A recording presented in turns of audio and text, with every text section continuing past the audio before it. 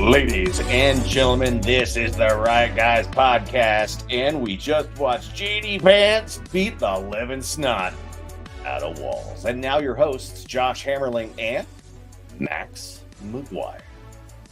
Welcome back. Another edition of the Right Guys podcast. My name is Max McGuire. Here with me is apparently a Rocky film stunt double. No. What's going on?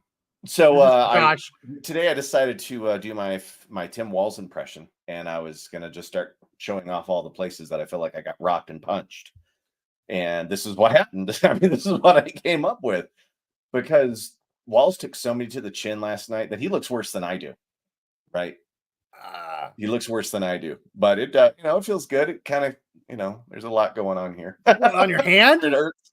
You get hit by a bus? What happened? I think I broke this thumb. It was a bunch of testing for a new belt in Krav Maga. So they put you through this test, and there's times it can be brutal, and there's times that you should always keep your head on a swivel. You know what I mean?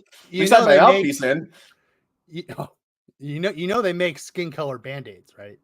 I know, but I really, after the debate, I got the albino package. I do. You got the albino package. Albino. Yeah. Once I got a camera, I was like, well, this is going to be one of those days where I'm going to have to figure out something different. Like get out the touch-up makeup and put it on there. Yeah.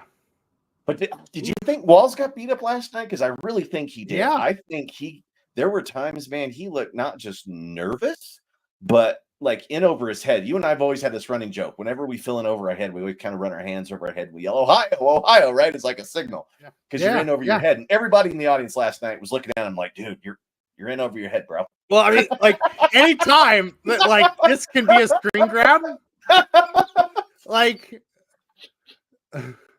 yeah, I get it. It's not fair. It's a screen grab. They captured this at a moment, but you can't find JD Vance making this face. No. He made a lot of faces. Like there's a lot of screen grabs you could take in between as he's making smiles and things, but he didn't do this. I mean, this is like, they both were breaking the fourth wall all the time. Tim Walz was looking at the camera with abject terror in his eyes. That is like, oh yeah. The guy on CNN said that Tim Walz walked into the wrong bar tonight. That's the face. Meanwhile, JD Vance is breaking the fourth wall. Like he's pulling Jim from The Office. I know, and he's looking smooth doing it. Like, you know what he just said, right? And these are the two pictures for our thumbnail for today. Yeah. This is pretty much how it went. That's pretty much how the debate went. I will say that watching JD Vance, I was like, man, he's in his element here. That was the first thing that came across on my first impression when things came out the gate, right? Like he was ready for the moment. And this is a big moment. Sure, it's the vice presidential debate. You're talking about the most boring job on the planet, if you've got it. But man, he looked more than like a VP pick. He felt like a 2028 presidential pick, the way he was rolling out.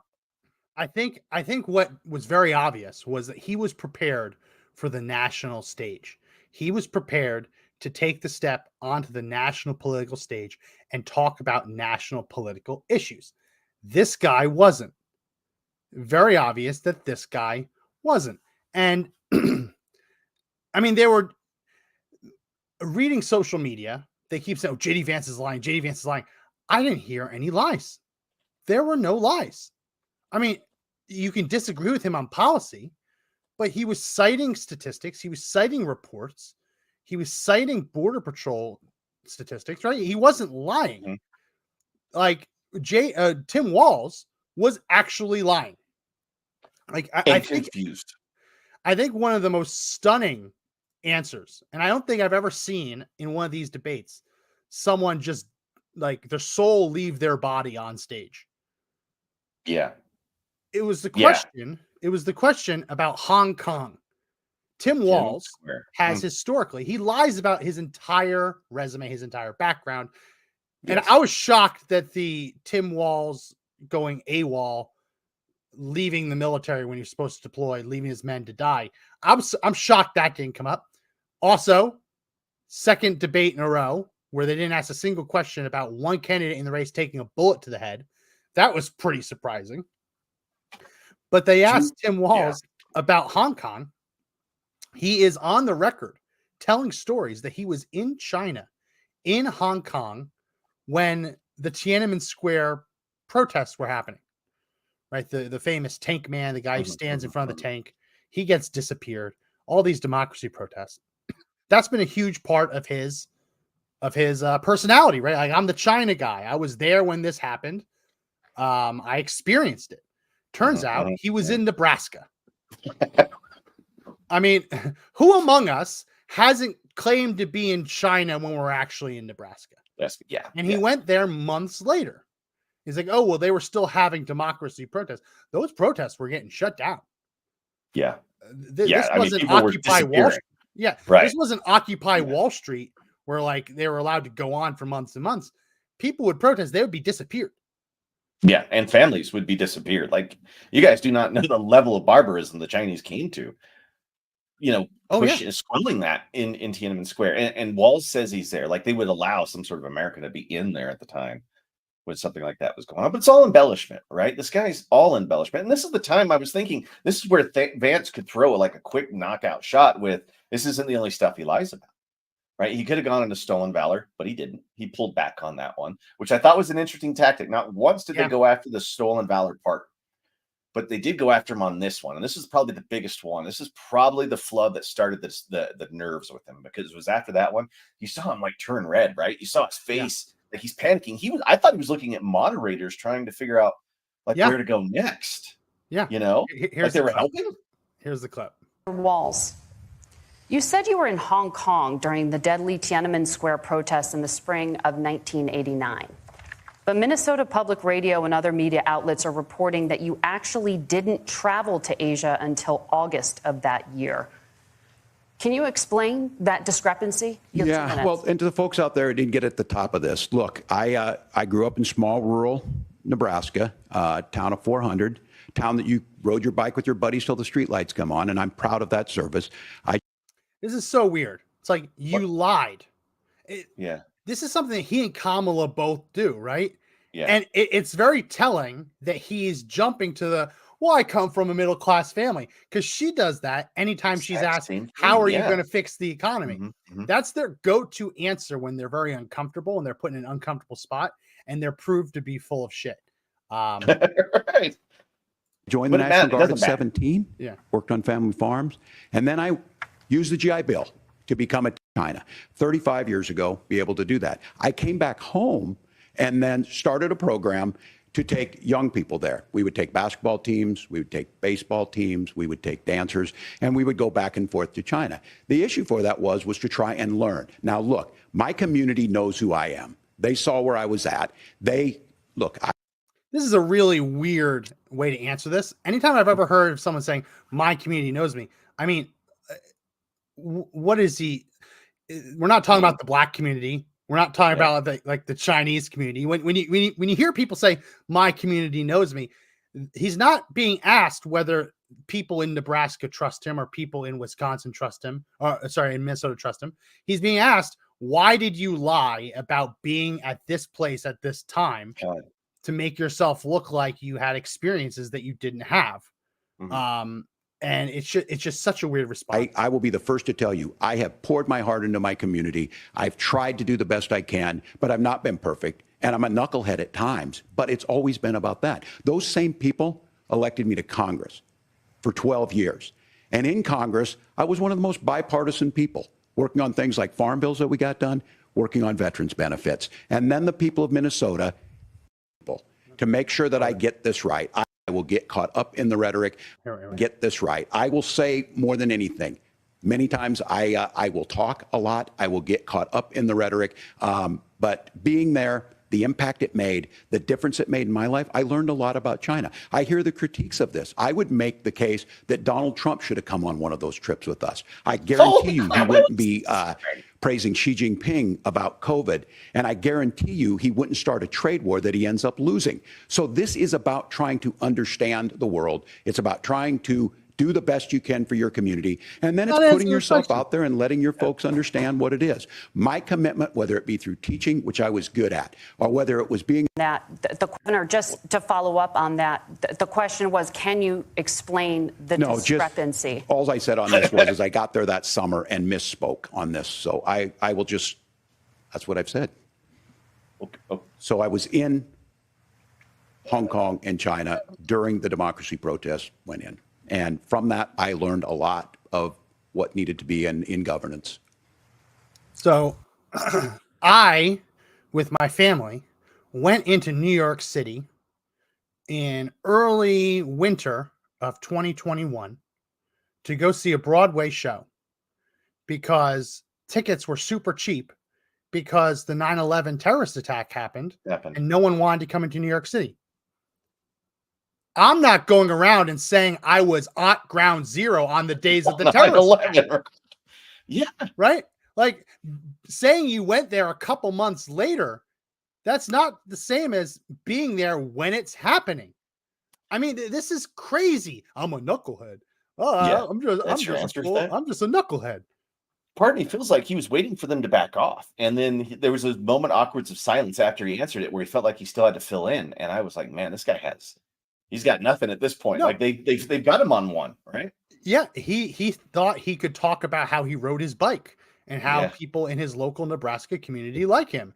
And that will mean he doesn't have to answer the question about why he lied about where and when he was when the Tiananmen Square protests went on. It's remarkable. It's really remarkable. And I'm surprised that JD Vance didn't hit him on that. They should have given JD Vance a chance to respond. Instead, they asked him, you used to not like Trump. Why did you change your mind? Right out the gate, right? And so he had to defend himself. Personally, I think that is a much more pointed attack than they could have asked Tim Walz a lot of things. Like, when did you know you were going to Iraq? Was it before or after you submitted your retirement papers? Right. Could have asked him a lot of questions like that. They didn't. Didn't want to go there. So we got that from Tim Walz. And we also had perhaps the strangest line. I mean, that's pretty strange. Yeah. But the other strangest thing we learned about Tim Walz is that he has befriended school shooters. I'm friends with school shooters. I've seen it. Look, the NRA. That deserves a lot of follow-up. Yeah. Like which ones and which how ones? often? How often? Plural. Friends Yeah. with school shooters, plural. And they asked him again. He didn't answer the question when he was out shopping for getting some pizza. And then they asked him today, and again he's like, "I'm just a knucklehead. Sometimes I say silly things." No, he said he's befriended school shooters. I'd like to know which ones.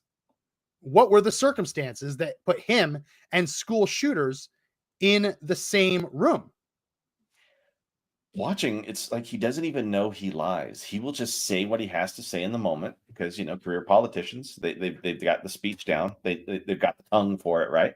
And they just hammer their way through an answer and be damned with the facts. I'll just deal with it tomorrow, right? If the press even asks me about it, right? And that's what they've been used to on the liberal side, is not being really put to the, having the screws put to the thumbs on some of these questions. And the answer he gives is just, I'm a knucklehead. Like every time I lie, knucklehead. If you're vice president and you really screw something up, sorry, it was just I was a knucklehead. Ooh, I'm a knucklehead. I didn't mean to. We can laugh about it, except we have to recognize that this man represents an ideology that, if it's allowed to take root in the entire country, like he has allowed it to take root in Minnesota, like Kamala Harris has allowed it to take root in California, we're done. Right? I mean, there was a moment where they were talking about abortion, and I was surprised that JD Vance came out and talked about abortion the way he did.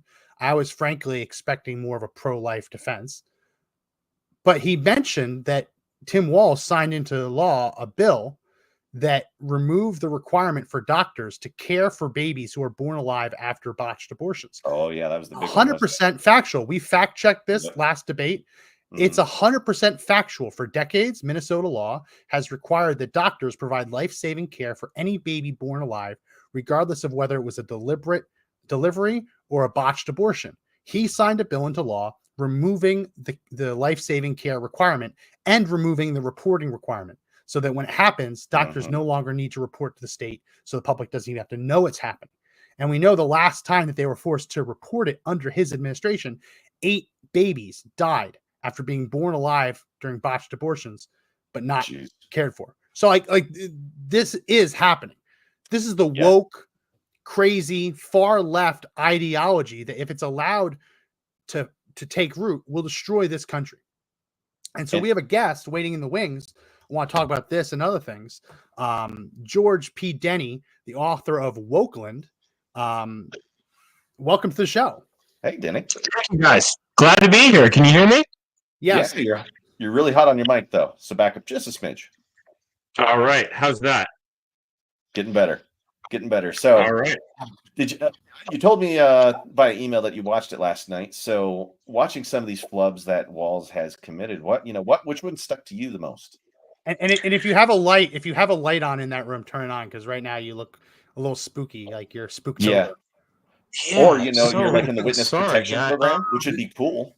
It looks like one of those documentaries where they put people in a shadow on purpose. I wish I could do it for you. If I open that sun behind me, everything comes in from the strip, and I feel I'll be overwhelmed. That's better. It's better here. As far as the debate last night went, I thought Tim Walz came off like a sort of a perfect stand-in Democrat. He didn't really have any true issues to talk about. He really wanted to inspire more fear about Trump. I think the way that this debate, though, was most different from the previous episode of political theater that we got is that Vance very quickly came in and fact-checked the fact-checkers. This was, of course, the key moment when they tried to diminish what he was saying about the immigration problems in Ohio, and he came in to say, well, look, if you change the asylum laws to consider illegal immigrants legal, that's one way that you can try and embarrass me right here at the microphone. And they wound up cutting off his mic, as you saw last night, guys. But I think for the rest of the debate, they never tried to do it again, and they also tried to keep Walz a little more honest. And I think that is what was missing, of course, from the Trump-Kamala debate, is that Trump was really a man alone against all the moderators and, of course, his opponent. Here we have that clip. I'm going to go ahead and play that clip for anyone who didn't watch it last night. But thank you, Senator. We have so much to get to. Margaret, I think it's important because we're going to turn out of the economy. Thank Margaret, you. The rules were that you guys weren't going to fact check, and since you're fact checking me, I think it's important to say what's actually going on. So there's an application called the CBP One app, where you can go on as an illegal migrant, apply for asylum or apply for parole, and be granted legal status at the wave of a Kamala Harris open border wand. That is not a person coming in, applying for a green card and waiting for 10 years. That is the facilitation of illegal immigration, Margaret, by our own leadership. Thank you, Senator, for describing the legal process. We have so much to get to, Senator. Those laws. She's so condescending when she's trying to cut him off. Yeah. And what he's saying is spot on, right? Yeah. They've been paroled. So you don't get paroled if you've entered the country legally, right? You've been paroled because you have a pending deportation hearing. And unless you can prove that you don't qualify, they're assuming that you qualify for deportation. So all these Haitian migrants have received TPS, temporary protected status. The only way to receive TPS, protection from deportation, is to be a deportable alien. The only way to be a deportable alien is to be an illegal alien. Legal aliens are not deportable, right? I mean, you can't have protected status and be a legal alien, right? You can't have it both ways. And they cut his mic off shortly after that, which I thought was remarkable. That's exactly right. And it's also abusing the asylum system is one of the key features of our new open borders immigration program. And you have to have someone who gets in front of a microphone and can explain that to the American people. Otherwise, you get bogged down in these particulars like what is legal, what is illegal, who's gotten the amnesty, and where did they have to apply for that amnesty. I also thought in the debate last night, J.D. Vance came off as incredibly, I think, sober and patriotic, whereas Walz came off as somewhat insecure. He oftentimes looked just kind of constipated, like he didn't want to be there, and he was trying to rush through to get through the next thing. It was a real lesson, I think, in sort of presidential composure, where we finally saw Walz, who was brought in to be this kind of caricature of the Midwest, someone who looks like your friendly neighbor next door, who's not going to intimidate you with talk of crazy new policies that, of course, Kamala would love to distract us from. Yeah. All the way. I mean, the Midwestern, it was very funny. I don't know the last time we've had two Midwesterners like on the stage at the same time. There was definitely like a Midwestern kindness that was there. Like, I appreciate the question, but you're full of crap. Like there was a bit of that on the East Coast and the West Coast, a little bit more pointed, like get the hell out of here. You don't know what you're talking about. Right. I appreciate him so much, but I think he's actually wrong. There were a lot of moments like that. Yeah, no, it was. I thought that JD Vance came across very well, and there was one bit where he was actually criticizing. He actually, like, kind of backhanded compliment. He said he appreciated Tim Walz because of the hard job that Tim Walz had to do, which was defending Kamala Harris's record. Here's that clip. Wow. Tim, I think you got a tough job here because you've got to play whack-a-mole. You've got to pretend that Donald Trump didn't deliver rising take-home pay, which of course he did. You've got to pretend that Donald Trump didn't deliver lower inflation, which of course he did. And then you simultaneously got to defend Kamala Harris's atrocious economic record, which has made gas, groceries, and housing unaffordable for American citizens. I was raised by a woman who would sometimes go into medical debt so that she could put food on the table in our household. I know what it's like to not be able to afford the things that you need to afford. We can do so much better. To all of you watching, we can get back to an America that's affordable again. We just got to get back to common sense economic principles. The tactic is amazing. Do you guys really see what he did here, though? They disarmed a lot of what Tim Walz had because he expected somebody to come at him hard. And when he didn't come hard, you could see the look of panic in his face. Yeah. Suddenly everything went to, like the game plan has shifted, right? It's like in a fight when you get hit in the face too much and you go in with the plan. What did Mike Tyson say? Everybody's got a plan until you get hit in the face. Yeah. Tim Walz got hit in the face and his plan just didn't work, right? And I thought it was kind of a brilliant move. And it set the tone for the whole night after that.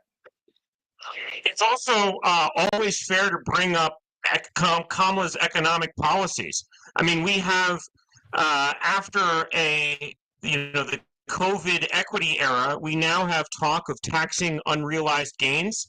I mean, this has to be one of the most un-American and terrible economic policies ever to be proposed.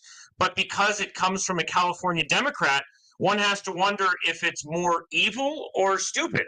I mean, do they not know what will happen to an investment market, to people's savings and economic planning, or do they know and they just don't care? I mean, California has so effectively kicked out the middle class that this seems like a sort of natural step forward for the equity administrations. Yeah, well, Ronald Reagan and Margaret Thatcher, I think they both said at one point that the problem with socialism is eventually you run out of other people's money. And so the way that you can get past that natural wall, because once you run out of money, you're done, is you start taxing the money that doesn't exist. And just for anyone who isn't financially like well read or anything, unrealized gains, if you have a stock portfolio, right, and you go into that portfolio and it says plus $1,000, right, you don't have to pay taxes on that money until you withdraw it, because you don't actually have it. Because tomorrow the stock market can crash and it can show zero or can show you losing money, right? Your house, goes up in value. Until you sell it, you don't have that money, right? So the evil part of the taxing unrealized gains is I haven't heard them say anything about, well, what happens if you lose those gains, right? What happens if you tax unrealized gains and the next month there's a crash? Do you get to take an unrealized loss? I guarantee you they won't let you do that because, I mean, Donald Trump has been taking realized losses and he's been carrying them over for years, which is why he doesn't pay any federal taxes because he's lost money over the years, like substantial amounts of money. That's the evil part of it, right? And when you get into taxing unrealized gains, you get into a weird realm where you can actually tax the same dollar twice, which is bonkers.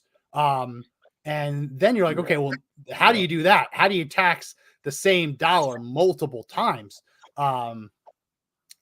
You're right, George. They don't want to get into specifics, and every time they do get into those specifics, people realize just how crazy it is. Yeah, it's also important to point out that virtually every tax that's ever been proposed in America started out on the wealthy and then worked its way down. It's really a lot easier to get every other tax bracket to vote against your tax bracket than to get them all working together. So, from the income tax all the way down, it always starts at the most wealthy. And then once you've secured that tax bracket, it comes to the middle class. And we know that because now the income tax is being paid by people who make, 30 and 40 grand a year. Yeah. That was never the original plan, and that certainly wasn't the way they sold it. No, absolutely. And they're promising that this unrealized tax would only be on the millionaires and the billionaires. But just like you said, that was the promise with income tax. And eventually it goes down to everyone. And the idea, like every year I fight my property taxes because my city says that my house is worth more than it actually is, so they can take more money from me. Imagine if you had to do the same to the federal government. It's such a harassment. It's such a painful experience every year. Do all that legwork and just settle on a number that still makes me pay more. What she wants to do is basically do that at the federal level. And the terrifying part of this is, how do you build a company if you're being taxed on unrealized gains? Because people who are very wealthy because they own lots of shares in a company, there are a lot of people who are cash poor, right? They might have a lot of assets that are appreciating, but on hand, they have very little cash to pay those taxes. So companies will have to actually people have to sell their shares, right? It'll stop growth. It's just a terrible idea across the board. Especially for small businesses and people trying to grow their own company from scratch. It's great for the behemoths. But guys, I also want to ask you some big picture stuff. Watching this debate last night made me wonder if you think Vance is the future of the Republican Party, if you think MAGA will last into the 2030s, and what you see going forward for the elections to come. Assuming, of course, this is Trump's last campaign. Yeah. I think this will probably be Trump's last campaign. I can't imagine him. I think he's going to win, but if he loses, I can't imagine him running again. I think it would just be too much. JD Vance, I think he has shown. There we go. No more witness protection. To make it work. I love the struggle's real. I get it. He just filled out the application and everybody got to see his resume, right? And they got to see what you're buying. And that was something that Walz and Harris have not been able to do since this whole thing started. They've been running that basement campaign. They still don't even know what Walz is. Every time you see him on camera, he's something different. Kamala Harris' accent changes from week to week, place to place. She hasn't been the same person. What you get with Trump and Vance is the same thing over and over. It's the same consistent messaging. And they took some stances last night that troubled me at one point, especially when it came to the Affordable Care Act, some of the Second Amendment stuff they were talking about. You don't have to like everything in the platform, but I think what happened is that Vance also found a way to use that as a springboard to bring in those middle of the road voters. And I think that was the idea. That was the thinking going into it. How do we capture those last bit of voters? Because this is it. Like, this is the only debate those two were going to do, which is frightening. I mean, we used to have like 3 or 4 debates before we'd even be in a news cycle, right? You notice that Tim Walz has not asked for another debate. Would you? Nor do I think you will. And I also wouldn't blame Trump for not getting on, engaging in another sort of political assassination job like ABC put on. I mean, that might have been the last presidential debate we get this decade. Is it too much to ask just to get a conservative moderator and a liberal moderator, and just to have at least have bipartisanship at the table? Like last night, what was infuriating was that they promised they weren't going to fact check, and then they kept fact checking. We played the one about immigration. There was another fact check that they tried to do on, do I have it? I think I pulled it. Another fact check they tried to do on climate change, where like at the end of this back and forth, the one moderator says, "Oh, the experts have concluded that climate change is in fact not a hoax." Their insistence on getting the final word every time was infuriating. And like, I think we all know people like this who maybe in high school, middle school, they were in Model UN, right? And they had this dream like, oh, I'm gonna be in the United Nations. Oh, I'm gonna run for Congress. I'm gonna run for Senate. And that doesn't happen, but they still consider themselves the smartest person in the room. And they go into these jobs. And what I think you had last night were 2 moderators who truly in their heart of hearts believe that they should be on that stage, that they know more than JD Vance. Probably, if they're being honest, they know more than Tim Walz. And that if we lived in a country that valued their virtue and their wisdom, the country would trust them with just calling the balls and strikes. I think with CNN, the CNN debate, you didn't get that. You didn't get that impression. Now, maybe that's because CNN is already the name in news, whereas these 2 moderators were trying to make a little bit more of a name for themselves. But it was infuriating that they said they weren't going to fact check, and then they proceed just to fact check. And of course, they only fact checked JD Vance. They never went after Tim Walz. I think you saw the legitimacy crisis in journalism, on screen, especially with Trump. But they were trying to condition the viewer to have a particular opinion rather than to simply inform everybody and let them decide on their own. Yeah. And because it was so naked, it was so obvious, and it was so one-sided, I don't know, unless you walked into that debate with all of the right preconceived notions, I think you walked out of it thinking this is a sort of waste of time. This is a waste of brain calories.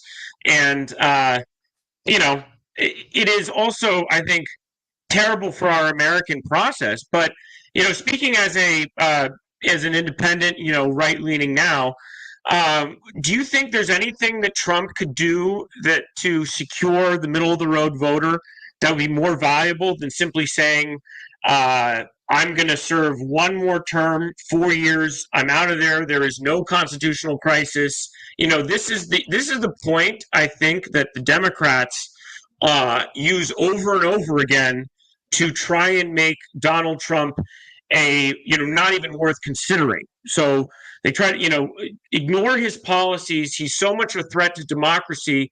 You can't vote for him or you're a bad person. That is, I think, the argument that he could deal with right on the head, to say, look, I'm going to serve one more term. And launch from there. What do you guys think? And they're trying to make this an issue because this is one of the only things they've got, right? And every minute that Donald Trump is talking about 2020, he's not talking about 2024.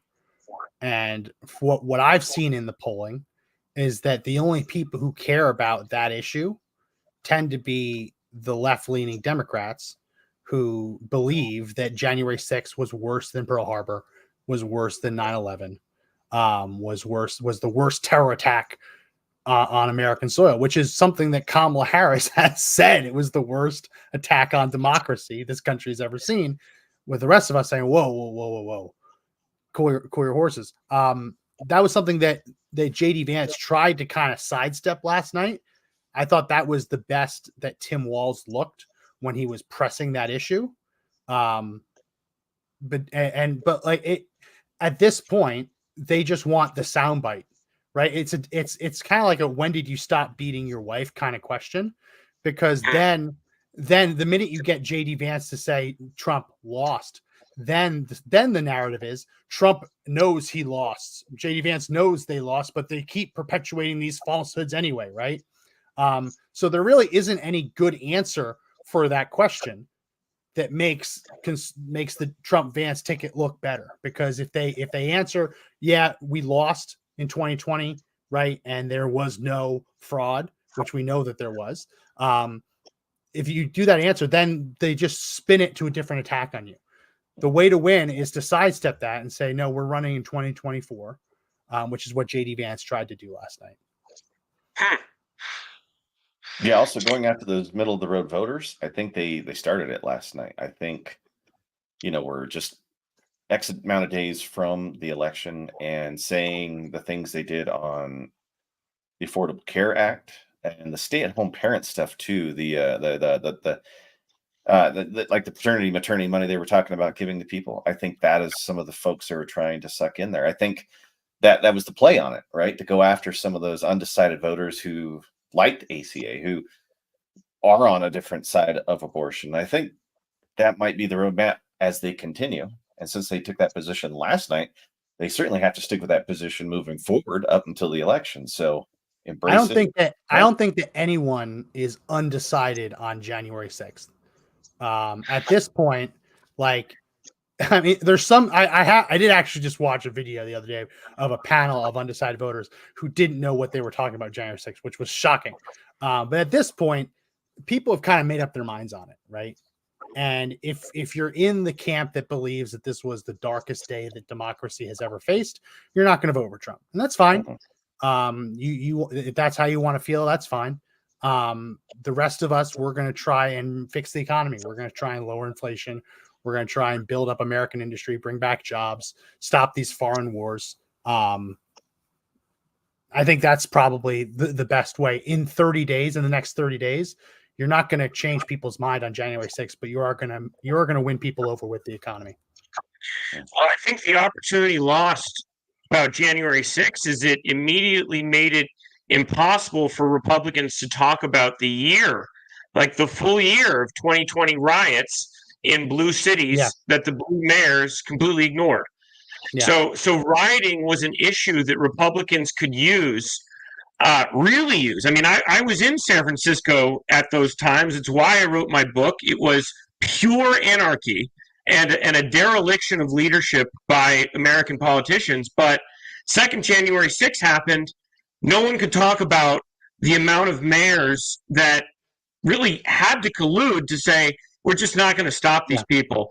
I also think Trump, language is so important. If he had said, I got screwed in 2020, Twitter clearly covered up the Hunter Biden laptop story and said screwed instead of stole, then he would have been basically, that difference makes it really hard for him to be criticized on that front. Just as saying, whatever you think happened in January 6th, I'm going to serve one more term. I know what the Constitution is. 2 terms is the max for a president. By the way, I completely agree. I think Trump is going to win this election. I thought Trump was going to win this election the day they decided to hand it off to Kamala, because, I mean, I know what Californians think of Kamala. I remember how terribly she did. Tulsi Gabbard beheaded her on stage, ending her last presidential run. She did not get to one delegate before she was finished. And I remember that. And I'm frankly amazed at the propaganda that's been used to recast Kamala, but it does seem there's some low-hanging fruit here to speak to the middle in tones that basically defang the Democrats' best weapons, because as they run to the right on policy, it's fair to say the Democrats have looked at their quants and they don't think that Kamala talking about policy or any of her own ideas or any of the things that she's done will help her win this fight. I mean, it is the most barren of ideas and positions candidacy of all time. And I know a lot of people made this point that if you go to Kamala's website, you're going to get the politics of joy. You're just not going to know what the specifics of that are. Yeah. Anyway, here's my rant. I just think this this could be locked up fairly easy by some word changes and also highlighting the riots and the neglect of Democrats when the chips were down and they were in power in 2020. Yeah, we are. It can. I just don't know how much people are movable anymore. It feels like this is locked in. It feels like, I mean, every time I read a poll, it says like 3% undecided. Like I saw a poll about Trump's approval. Like, what opinion do you have on Donald Trump? And there was still 2% that said, I'm not sure. Like, who are these 2%? Who are these 2% who for the last 9 years politically and like decades before that, because Donald Trump was a public figure, who among us doesn't have an opinion on Donald Trump at this point, right? And it feels like apparently they're there. Otherwise, they wouldn't be answering unsure in these polls. But it feels like most people have an opinion. Most people understand what they're going to do. What's really interesting in the polls is that polls that showed Kamala Harris is more likable than Trump still showed Donald Trump winning.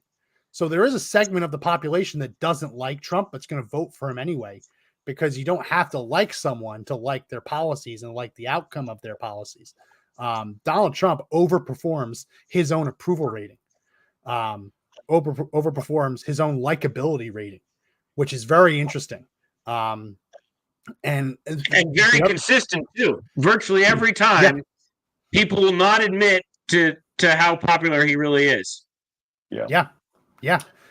It's we talk about this on our show a lot. It's similar to the polling discrepancies you get when polling companies try and ask people whether they're gun owners, right? If I picked up a phone and it was a number I didn't recognize, and this stranger asked me if I had a gun in my home, I wouldn't tell them yes or no. I mean, I might say I just wouldn't answer it, right? But so there are a lot of, you can never trust those answers because no one's going to tell a stranger on the phone, yes, I have a gun. They're going to leave to go to the grocery store, come back, the door's going to be kicked in, their gun's stolen, right? So there's a lot of uneasiness, and this is why Trump has consistently overperformed his own polling. There are people who don't want to tell strangers on the phone that they're supporting Trump. There are people who don't want to tell their family members, their spouse, that they're going to vote for Trump. I don't know. I feel like it's baked in. I feel like the number of people that are convincible is near zero. You're either in or you're out at this point. Now it's a turnout issue of let's get the people who are in to the polls. I maybe this is cynic in me. I don't think there's a whole lot of convincing left, but we haven't gotten our October surprise yet. There hasn't been an election that hasn't had something in October happen to change the race up. This war in Israel might be it. I hope not. Because that would be terrible if it gets worse. It does seem to be expanding, but it also seems like that's something that neither side of the election really wants to talk about. I don't think either side really knows how to stop this war. They both want to appear to support Israel. I think that's an interesting point you make about turnout. I also think that Trump and the Democrats are such polar opposites. It really does seem that people prefer Trump's policies, and they also are living in a sort of cultural quagmire that pushes them ever so often towards Democrats every time they turn on CNN or ESPN or Taylor Swift or whatever it may be. So while it may be an uphill battle, I also think some of the most telling demographic changes, the number of minorities that are now voting for Trump is pretty interesting in how it suggests the failure of Democratic messaging. I mean, the Democrats would like you to believe that only the least educated white people are voting for Trump. And as that becomes less and less true, as more and more, like, for example, black men with jobs vote for Trump, that seems to be a sort of death knell for the Democratic Party of old. Yeah, the Democratic. Go ahead, Josh. No, go ahead on that one. I was going to bring the some demographic changes that we're seeing in the polling of Donald Trump receiving 20% of the black vote. There was just a poll, I think it was a Rasmussen poll in New York City, showing upwards of 40%, I think it was, for black men. Getting more Hispanic vote support than Republicans have ever seen, right? The demographic shifts towards Trump. In any other year, you'd say it's over, right? Traditionally, if Donald Trump would get 25% of the black vote, you'd say that Georgia is unwinnable for Democrats, right? And there was just a poll out that says Trump was up 6 in Georgia, a little bit of an outlier. But the fact that the polls are not showing Donald Trump far and away leading, despite the actual demographics within the polls showing Donald Trump making huge gains. I mean, Kamala Harris has lower union support than any Democrat in the modern era, right? She is getting less of the union vote than any modern Democrat, full stop. That should be a death sentence for her campaign. She is getting less of the black vote as a supposedly black woman.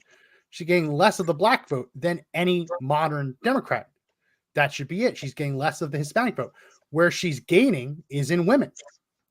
So what I think J.D. Vance did a great job last night of doing is bringing it back to those kitchen table issues of gas is too expensive, your heating bill is too expensive, groceries are too expensive, housing is too expensive. There was a moment in the debate which stunned me. The moderators were trying to fact check him on the premise that when you bring millions of people into the country, housing gets more expensive, which doesn't seem like a crazy thing to say, right? Because they had accepted that there's a housing shortage. They had said there's a housing shortage. Well, what do you think happens if you bring millions of people into the country? Of course, there's a housing shortage. I think by bringing those kitchen table issues back to the forefront, especially if this strike with the longshoremen goes more than a week, which Joe Biden says that he's not going to use his powers to force them back on the job because he's a union man. You start seeing things like I was just at Costco today, and my God, people are idiots. I'm in Texas, and they're buying things that don't come in on ships. One woman had a whole cart full of cleaning supplies, and she was sweating, running around trying to grab them up. I said, lady, the dock workers aren't sick. This is a sickness. Like they're buying toilet paper. Toilet paper's made like a couple cities over in a factory. They're not doing container ships of toilet paper. And an important note about those demographics too is that Republicans are winning both single and married men and married women. It's just the Democrats are so crushing in single women that it balances out the numbers. But I think that's also why for years education was a Democrat issue, and now they've done so terribly that Republicans are turning out a lot of new mothers as new Republican voters in states like Virginia, Pennsylvania, and I think that's great because what the Democrats have done to education is, it's only fun to talk about when it's comedy, but it's also sort of the very basis of our culture and how we raise our kids and get to whatever end point we want to get to. I want to go back, if I could, back to the position that Vance was taking on manufacturing, because you mentioned that union support, and the Democrats have done such a terrible job that they've seen that support wane year after year after election after election. And finally now we're probably staring down a true 50-50 amongst them. And to have this longshoresman problem pop up like this, I mean, the timing couldn't have been worse for Democrats. People would think it's probably going to be worse for Trump, but this is a Democrat issue. We've got Biden in the presidency now. Why isn't he acting like Reagan, trying to get inside and make some of these negotiations happen, right? And all this is doing is making the Dems look weaker and weaker. And I think there's going to be a really big change in the demographic of each party, especially in the next 10 years. And it's going to be more diverse than ever, I think, on the conservative side. And I don't know. Then that brings to your idea of your book, right? Like, when did they start peeling off and trying to make their own countries and create like their own wokeland, right? It's not outside the realm of possibility because people do weird stuff, right? So, I mean, when you had the opportunity to talk to you about it, I was like, yeah, this is something I want to get into. Well, just the idea of a separate independent nation helps focus on all the terrible ideas. You get rid of the American Constitution, which makes these things harder to pass. But Woken was just a futuristic San Francisco based on a lot of the worst ideas that sprang to the fore in 2020. I was living right in the middle of the city at that time. It broke down in ridiculous ways. I had a hot brow come into my apartment the first night that we had a scaffold up to help our security gate. And it was just sheer anarchy. It was I grew up in Brookline, Massachusetts, where things seemed very well laid out. And in San Francisco, it was truly a third world nation. And thinking about how we got there and how it could get even worse is what led to Wokeland. So I think we've all been pretty aware now that the identity politics of America, people being different races and ethnicities and political affiliations are the differences that we've got to learn to accept about each other and ignore. And during 2020, those all became so super duper politically important. We had our a year of riots. We had a sort of cultural grifter movement come out of the spring out of the floorboard seemingly. And Wokeland is sort of trying to capture that moment in a futuristic hellscape. Well, thanks for doing that, because I live here in Colorado, and I kind of see that as the playbook out here, because that's what they're doing now. You should see how liberal it has gotten out of here. This is, it's quickly turning to California Part 2, and it's awful, man. You can't go down Denver during the 16th Street Mall anymore without it being littered with homeless camps, needle stations, crimes through the roof. And I like that your book touches on that stuff, but you kind of touching on what the future looks like in these places, which is the scariest part about it, right? Because you write it tongue in cheek, you want to make it kind of funny, and then you get reality. And you growing in California, the future that isn't that, it's not that far away, right? No.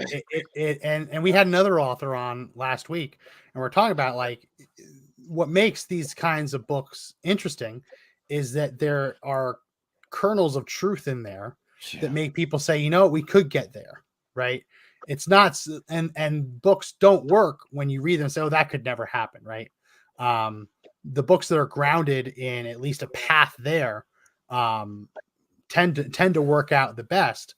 And obviously your experience in San Francisco, I don't live in San Francisco, but I've seen enough reports about the needles on the sidewalks. I've seen enough reports about the poop maps to know that things are not going well. I lived 1 year in Brookline. I went to Boston College, so I lived in Cleveland Circle for a year. So yeah, so I know that area well, and there's definitely, once you get away from the college areas, you get into far left nowadays, kind of not even hippies, just far left wealth, because that area is so wealthy right now. It's so hard to get into that area. And they vote for it. They vote blue no matter what, blue no matter who. And one of the differences though, so Cleveland Circle, so my local subway stop was the Reservoir in Brookline, and I would, at 12 years old, walk 15 minutes across town to my house, and Brookline was incredibly safe.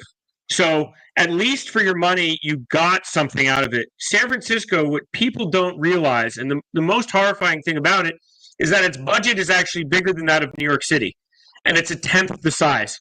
So it's not just how bad it looks on the street, it's how they got there, how much money they spend, how they become a magnet for people who, come there to use drugs, live on the street, and it's just